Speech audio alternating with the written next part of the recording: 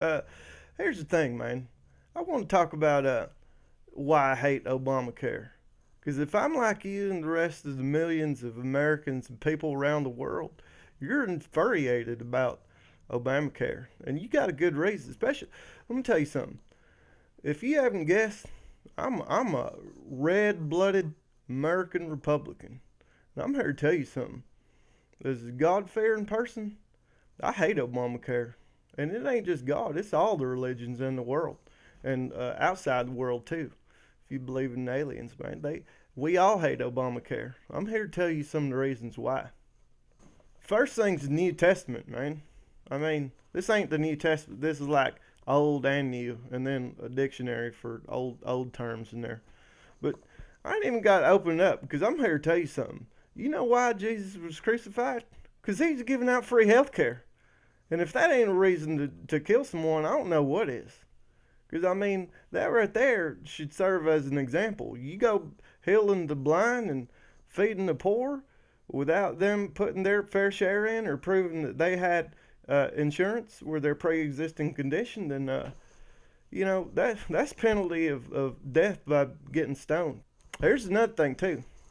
This Koran, uh, this it's pretty close to the Bible. It's just a lot smaller of a book. But here's one thing: for the worst of beasts in the sight of Li are the deaf and the dumb. You know what that means right there? That means if you can't pull your own fair share of your weight, get the hell out of here. I mean, if that ain't self-explanatory, then I don't know what is. The teaching of the Buddha. That's a weird name, man. But here's the verse right here. The wise man learns to meet the changing circumstances of life with the unequal, some I can't pronounce it, with the unequatable spirit. You know what that means?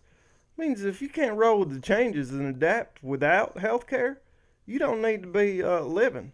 That's my take on it right there. So you're welcome. Lost scriptures.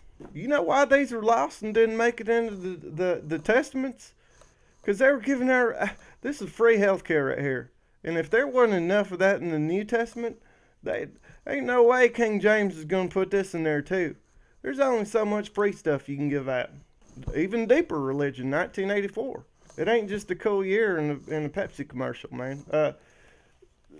It talks about it. Did you know George Orvin Redenbacher when he wrote this book, he was originally, it wasn't going to be called Big Brother. It was going to be called Big Obamacare. But they had him take it out. And then, coincidentally, that's what it's called now, Obamacare. Uh, Here's the verse. One day a chocolate ration was issued. There had been no such issue for weeks or months past.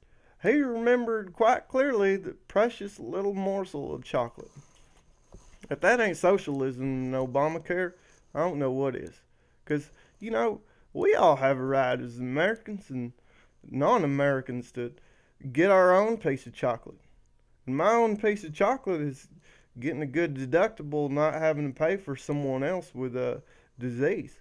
Because, man, ancient mysteries right here. That's a good one right there. The Mayan calendar. You remember when the world was supposed to end and come to a crash in 2012 or whatever? Well, it did, but it didn't. It's gradual with the start of Obamacare. That's the end of the world.